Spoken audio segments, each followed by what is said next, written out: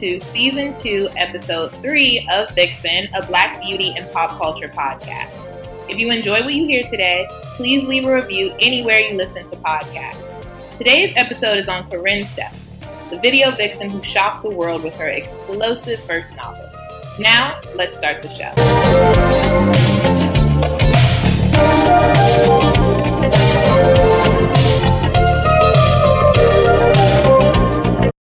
Hey everybody, welcome back to Vixen. Today is the day. It's finally here, the moment you guys have been waiting for. This is part 1 of the Karrine Steffans story.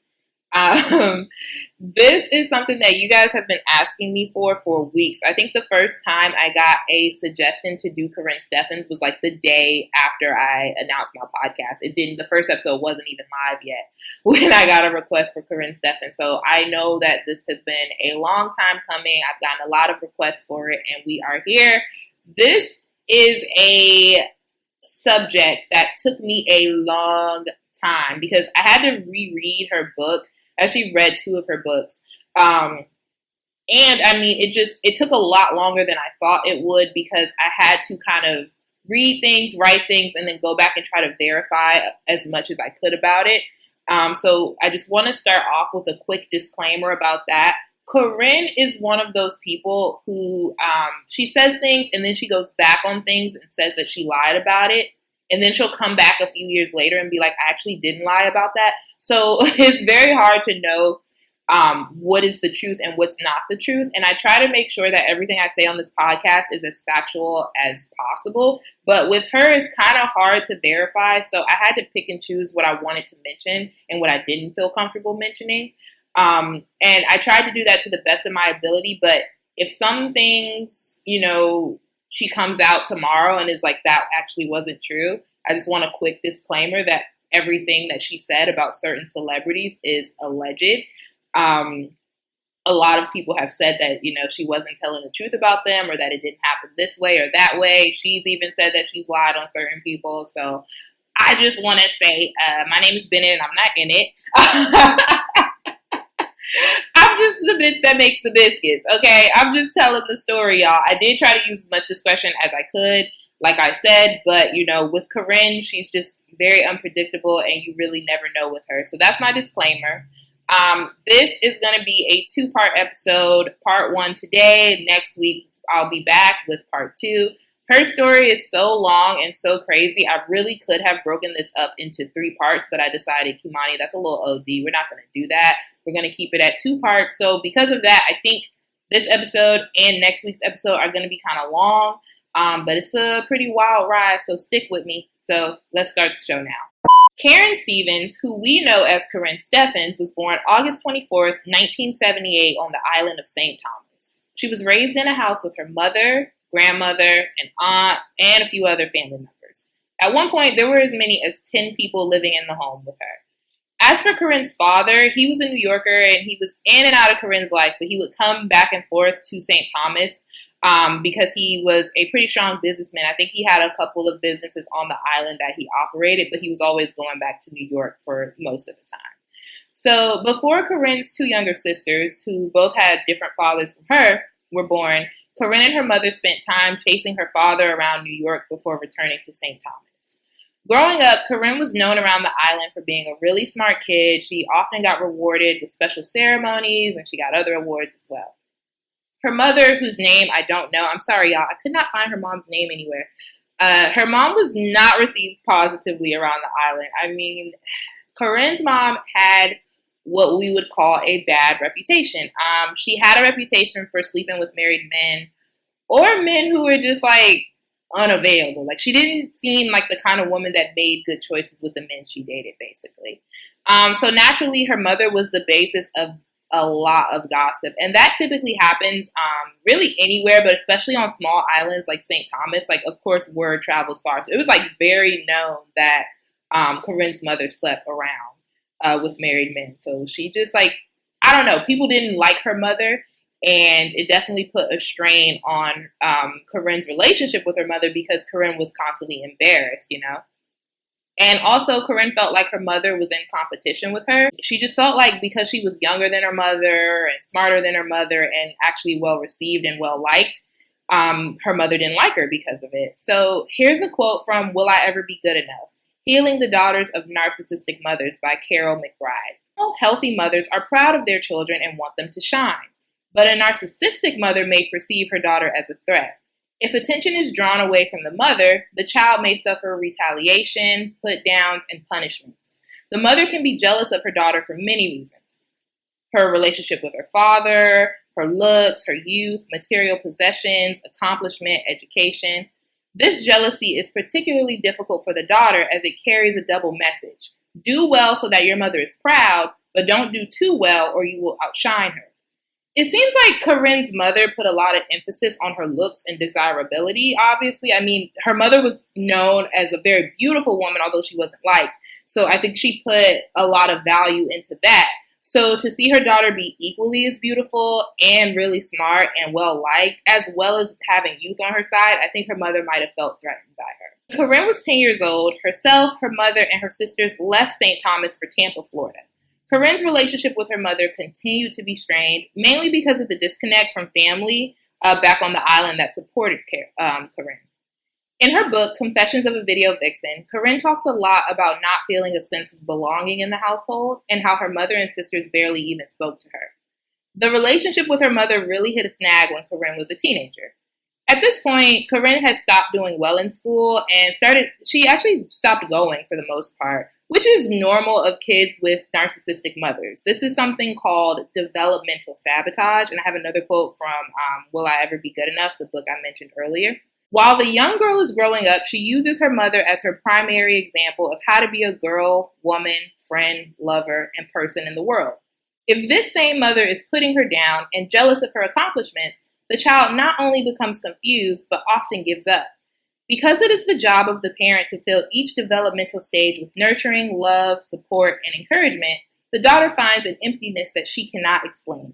Most children want to please their parents, so if given this mixed message, it is easier and perhaps even safer to do nothing and therefore not expose oneself to criticism. The message from mom is, if at first you don't succeed, give up. So to me, like after reading that, it kind of makes sense why Karrine stopped going to school, because it was like she was doing so well and her mother just like never accepted her, like never congratulated her and like made her feel bad for doing well. So I think she kind of stopped doing things like that in order to, keep the peace.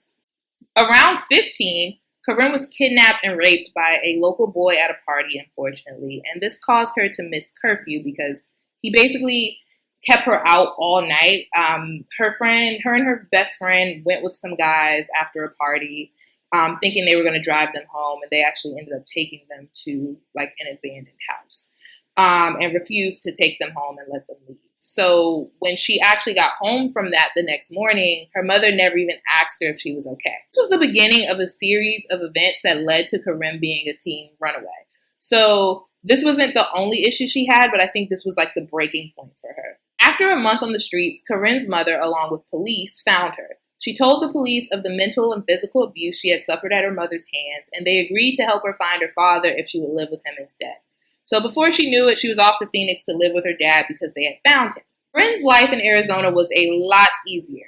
He was pretty well off. He had a really large house with a pool, and he had a lot more disposable income than her mother did.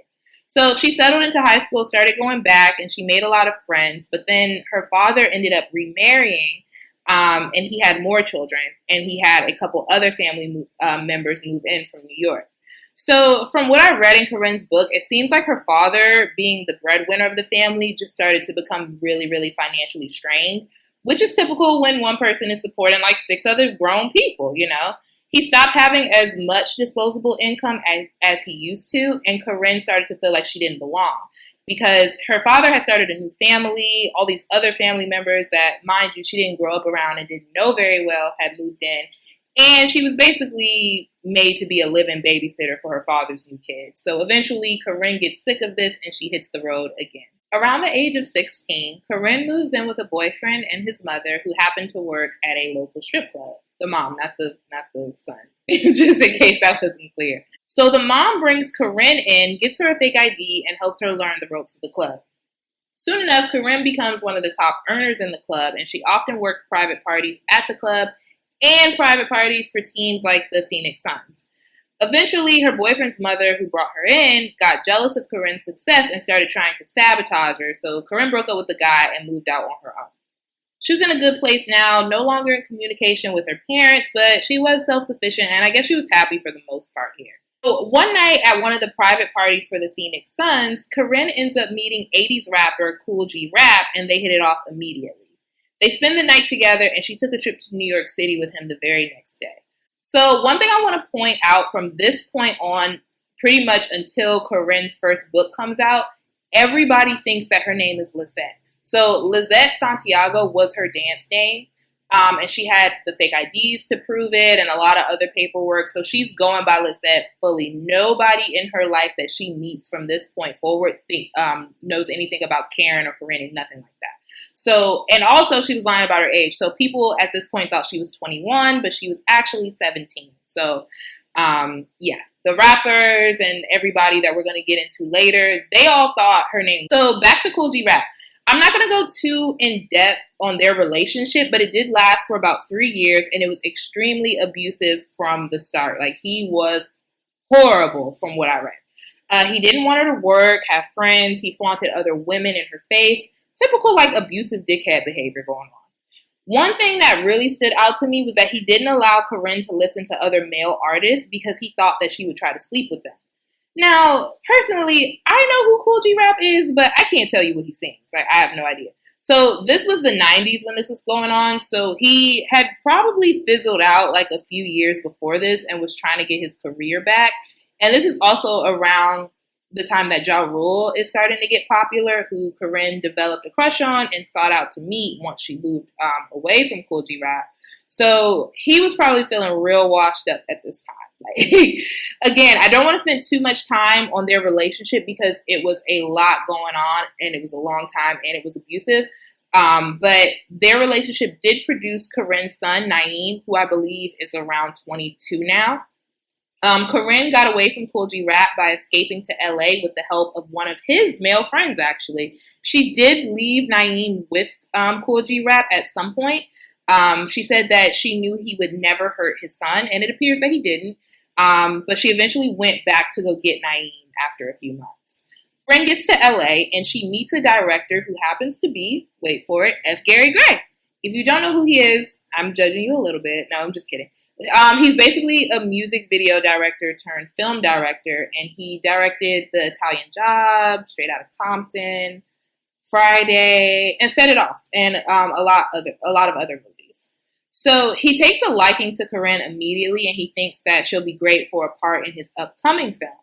Karrine is skeptical, but ends up showing up to the audition, and it was over really quickly because she didn't really know what she was doing. She wasn't sure if she did a good job or not, but she was just happy to audition. So she ends up getting a call back, and she books the role in the film A Man Apart, and she plays Candace Hicks, who is Lorenz Tate's character's wife.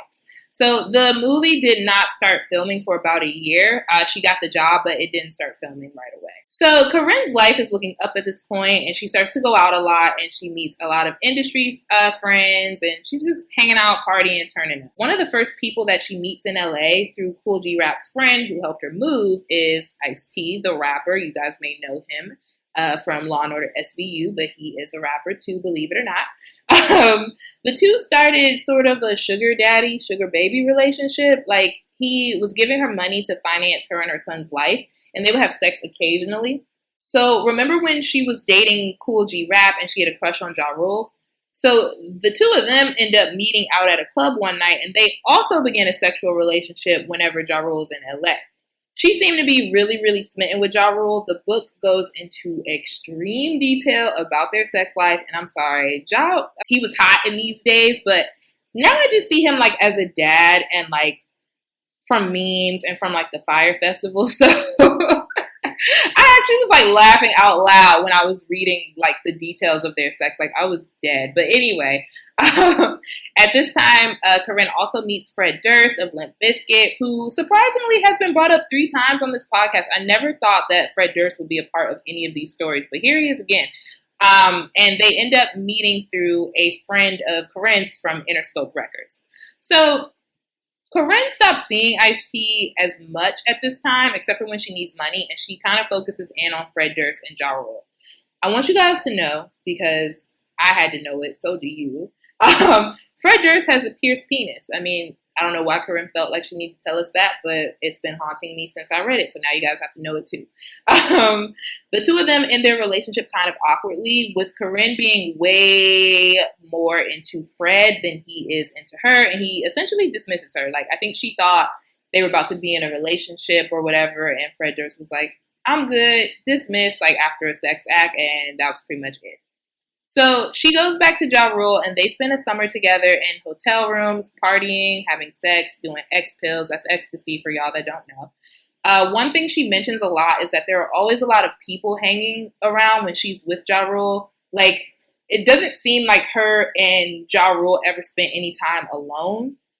I get the idea from her saying that she's basically a hanger-on, but she's not addressing it that way. So, I mean, she just, like, the thing about her book is, like, she makes it seem like she has this very, very deep spiritual connection to these guys and, like, they're super close and everything, but essentially she never really spent any time with them alone or doing anything other than partying. And although she kind of acknowledges that, like, later on in the book and, like, when she's doing interviews and stuff, she acknowledges that. But I think she really thought that, like, she had this super close relationship with these guys. And, like, I just don't know if I buy that. Like, I don't know if she was making it seem that way for the book. I don't want to sound judgmental, y'all, but I hope you guys get what I'm trying to say.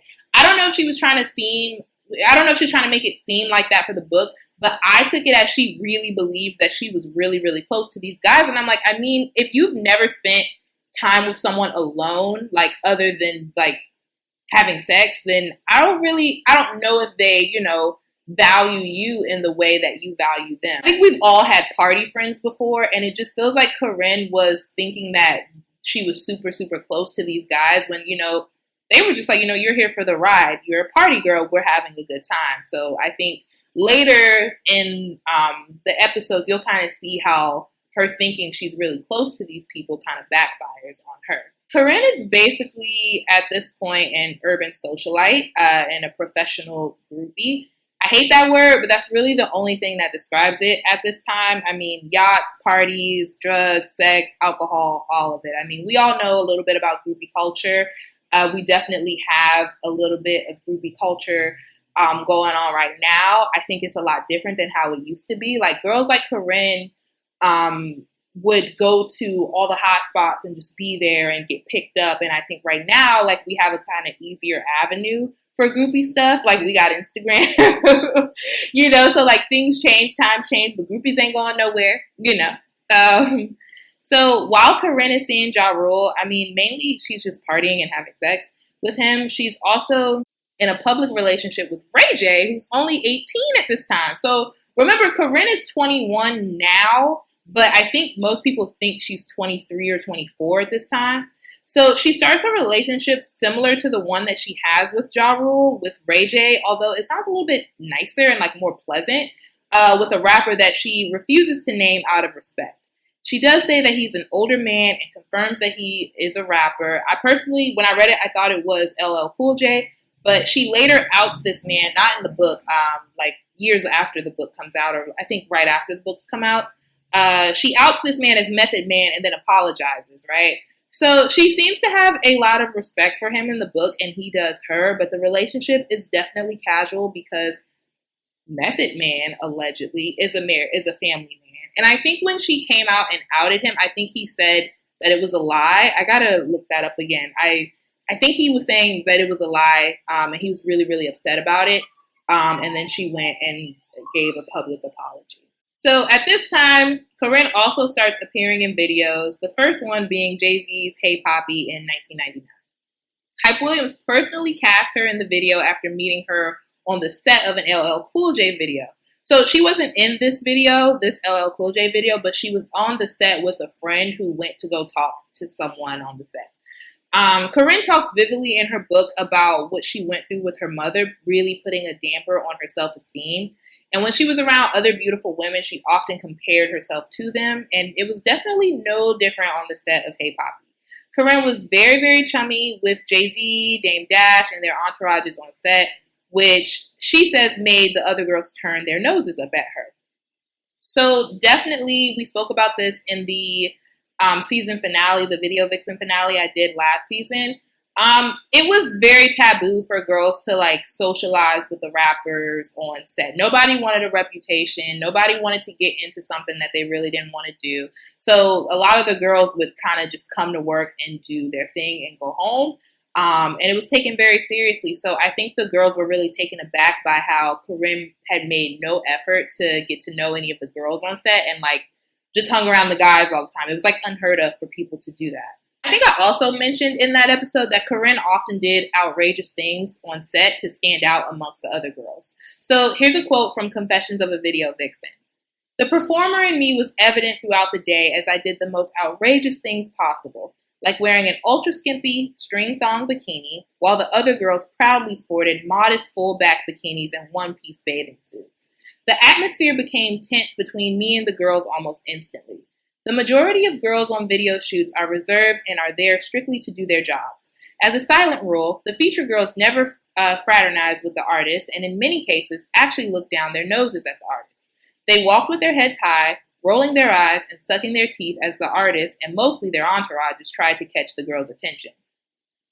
So this quote alone is why I really don't understand how video vixens got such a bad rap after this book came out, because here she's making a very clear distinction between her and the other girls on video sets, as well as her having a pretty colorful experience in LA before she even steps foot on a video set. And what I mean when I say this is like, Karrine was already known in hip hop circles before she even went and did a video, you know? She was already known for hanging out with rappers and dating rappers before she even got in a video. So it's kind of messed up that everybody else got this kind of, you know, scarlet letter on them when it was really just like Karrine was just living her life as she saw fit and wanted to do, but she kind of, you know, made everybody seem that way, which was unfair, you know? But it just shows how quickly people are to believe the negative and pigeonhole people into like whatever they think, you know, whatever category they think they fit in. She did end up giving Jay-Z oral sex after the video shoot, she says, but I think this is their one sexual experience together and that's it. The next video Karrine does is Between Me and You by Ja Rule and Christina Milian. She is topless in that video because she got to the shoot early and was sunbathing, much to the dismay of the other video girls and to the happiness of the men on set. So the girls were mad as hell that she was doing that. They were disgusted. They didn't feel like it was right, but the men loved it, of course. The director, Dave Meyers, saw this and started filming Karrine immediately. Of course, this did not gain her any cool points with the girls on set, but in the book, Karrine says she never really had girlfriends and was used to being in competition with other women, so making friends with women wasn't really a factor to her. It just wasn't important. Also mentions a woman named Keisha who was on set and happened to be sleeping with Irv Gotti, who is the boss of Murder, Inc., if you didn't know. This woman, Keisha, tells Irv and Ja Rule that Karrine had to leave the set immediately because she heard that Karrine had been plotting to get them robbed when the shoot was over. So this was untrue. Irv Gotti confronts Karrine privately about it, and she begs him to let her stay. And he took advantage of that by asking her to give him fellatio in order to make everything better. Can I say, I was so disgusted by this part in the book. Like, you can tell throughout the book that Karrine really, really considers the Murder, Inc. guys her friends, her family, and she just was like really hurt by the accusation. So for him to be like, okay, make it better by doing this, it just was really dark. I mean, sadly, she does do it and she gets to stay on the set of the video. So Karrine does a similar outrageous stunt at the video shoot for Danger by Mystical and Nivea. Fun fact, Lanisha Cole and Melissa Ford are also in this video. So while the stylists were dressing all of the girls, Karrine was in a trailer talking with Mystical, and by the time she got out, most of the outfits that the stylists had given the girls were gone. So she ends up wearing pasties and a pair of assless chaps in the video, and the girls on set were again very upset by this. But Mystical and Little X, the director, loved it. She got so much attention on set that Nivea's manager actually complained about her getting more attention than her client. So this just shows you that sex sells. Ironically, MTV happened to be on the set as well, shooting one of their, expose documentaries. This one was called When Sex Goes Pop, and they got a lot of footage of Karrine. There's 15 minutes of the documentary on YouTube if you guys want to watch it. I'm pretty sure that's not the full thing because those little specials were like an hour or 2 hours long. So there's like little clips of it online if y'all want to see it. So after this, A Man Apart starts shooting, and Karrine is making about $3,000 a week, and she's a part of SAG. She's doing very well financially at this point. She starts seeing Vin Diesel, who is the star of the movie, but eventually they grow apart after filming ends, and he goes on to the Fast and Furious franchise. She is introduced to Shaq by John Sally, and they have a short yet financially beneficial relationship, which ends because Shaq is allegedly very, very controlling. He apparently did not want her to go outside. Her story, about him sounds nuts, but wow. Yeah. He did not want her to do anything. Karrine is pretty stable at this point in her life, and she doesn't seem to be being too destructive at this time. But she does become very depressed after filming Raps, which seems pretty normal to me. I think when one thing is the biggest thing in your world and the major goal you're working towards, you finally achieve that, it's normal for you to get depressed when it's over. So she starts to miss the glamour and the fun of the hip hop world and, kind of the groupie thing, the socialite thing. And she thought it would be better around this time because she had more money and she didn't need men to take care of her. So she starts thinking, I'm going to go back into that world, but I have my own money now. So maybe people will want me around longer. She basically starts to think she's one of them, right? So she thinks it's going to help her become more of an equal. So she returns to this world. She ends up venturing back into the hip hop industry and looks up, guess who? Irv Gotti of Murder, Inc. So instead of palling around with Ja Rule, she starts hanging out with Irv. So Karrine starts going to parties with him, doing the groupie thing, but this time it's a little bit different.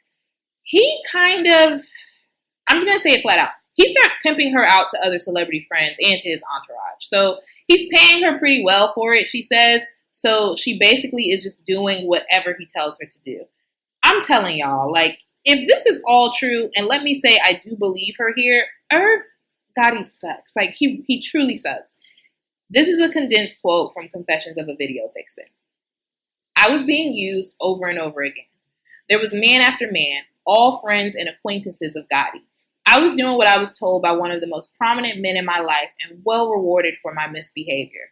It's no secret that Gotti was married with 3 children and kept lovers all across the globe, but I was his favorite.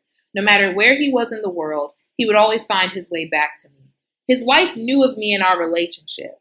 I wasn't in love with Gotti by any means, but he was the gatekeeper to the lifestyle to which I'd become accustomed and addicted. End quote. So this really saddened me because Karrine was riding high off of her acting debut and she could have went in a totally different direction. And then she gets caught up in this rapper lifestyle and the glamour of it all. And then she, is basically taken advantage of by this gross man. So here's another quote from the book. I quickly became Gotti's showpiece. He would turn other people in the industry onto me. I was his party favor, and I became the new form of payola with label and radio heads. When there was someone Gotti wanted to impress, he would send me to them and I would take care of them. One of those people was Sean P. Diddy Combs. So one night, Karrine is out at a club with the Murder, Inc. crew when Diddy walks right up to her and asks her to leave with him. Irv agrees to have Karrine come to Diddy's house in an hour, and they basically talk about her as if she's not standing right there. The two end up having pretty average sex, her words, not mine, in a spare bedroom in his home. Karrine says that she thought someone else was sleeping upstairs in the main bedroom, and that's why he took her to the spare. But then she comes back the next morning for brunch, and their relationship kind of ends here. So Karrine is spiraling pretty hard at this time. Drugs, alcohol, every night with Murder, Inc. She actually ends up pretty penniless just 4 months after filming A Man Apart. She's sleeping in her car with her son and jumping from friends' houses to hotels when she can afford one. She sometimes leaves her son Naeem with her nanny's family and party hops from Atlanta to Miami and then back to LA. So one time she gets back from Miami and she sees her cars have been repossessed and there's an eviction notice on her door. She tries to call all the men in her life, Papa, aka Method Man, that's what she's calling him in the book, or Gotti, Shaq, for financial help, and they all tell her no, which, I mean, like I said earlier, it kind of shows like that backfired on her thinking that she was really close to these people, and she truly was not. And they kind of just all turn their backs on her in her time of need. So she stops hanging out with them at this time, but she can still barely make ends meet. So she kind of tries to go back to the groupie life, you know. It's just crazy, like, how people do you when you ain't the fun girl no more. Like, she wasn't the fun girl. Like, life had set in, and they were like, oh, no, that's too real for me, girl. I can't help you. But unfortunately, she does end up getting back into the groupie lifestyle. One night, she goes to Mr. Chow's in Beverly Hills with Murder, Inc., and she takes what seems to be a bad ecstasy pill. It's probably lace. And she ends up convulsing on the bathroom floor. So this is Karrine's come to Jesus moment. She leaves that world, and she starts getting help from Magic Johnson, John Singleton, and F. Gary Gray when she can. But eventually she is sucked back in after she's doing well for a little bit when she's invited on a trip to Miami with rapper Exhibit. Exhibit takes her on a 2-week resort getaway near Miami Beach, paid for by his label. Towards the end of the trip, they attend a party at Diddy's house, which is basically like his pre-party before that annual New Year's Eve party he always has. And she has a pretty weird encounter with him that I think is really hilarious, so I'm going to share it. Let me just say here that all of this is alleged as a disclaimer, but we're still going to kiki about it. So Diddy is surprised to see X show up with Karrine, and he pulls her aside nervously to ask if they're cool. He says he has a family and doesn't want certain things getting out. Karrine is confused, but assures him that they're cool and nothing is wrong. Diddy then pulls Exhibit aside for like 45 minutes for a very long time, disappears, and then when Exhibit comes back, he tells Karrine, Diddy says, you know, stay away from her, don't let her in your home. Diddy said that he was going to purchase the home that they're having the party at, but now he doesn't want to because Karrine was inside of it. He says, and I quote from Karrine, she'll have you on video with fingers in your booty. Exhibit laughs this off and tells Karrine about it, and they end up having a good time anyway. But, like, I'm just wondering what made Diddy say this. Like, this is hilarious. When she describes the sex they had, she didn't go into detail about it. So, like, maybe they did something a little, you know, taboo or whatever. Or maybe they didn't, and he got her confused with somebody else and was just like, yeah, this happens. I don't know. I feel like everyone was high, probably on cocaine. He was just saying things. But I thought that was funny. So when the Miami trip is over, Karrine is forced to go back to LA and pick up the pieces of her life. She had been stripping at the Crazy Horse occasionally to make ends meet, and she meets 2 older men who help her out financially. She also gets a $10,000 refund check from a man apart and is finally able to get her own place. So she stops going out and hanging out with certain crowds, and she's just focusing on her son. And things are starting to look up for her on the outside, but sadly, she starts to get depressed again from loneliness, and she begins taking painkillers and cutting herself, unfortunately. So after hooking back up with Ja Rule at the Soul Train Awards, she basically relapsed into that lifestyle and went back to hanging out with Ja Rule. She starts straddling the world of like the hip hop groupie lifestyle and the single mom lifestyle. So she's trying to like basically live 2 different lives at once. She starts seeing Merlin Santana, who she had a on and off relationship with throughout the years. I know, lucky bitch. Like, oh my gosh. They just don't make men like that anymore. I'm really jealous that she got to be with him. But anyway, she got back with him at a rough time. The Steve Harvey show had just been canceled. He wasn't really booking any other roles, and his star power had gone down, and he was not able to get into any of like the hot LA clubs anymore. He just like wasn't that it guy anymore. And sadly, the last time she saw him was actually 5 days before he was found shot to death in his car.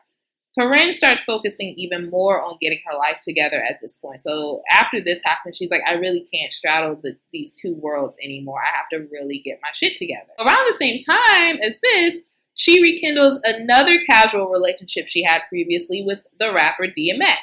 She says their relationship was passionate yet volatile, although they were very close. She also said that he growled and made animal noises during sex, which is exactly what I picture sex with DMX being like.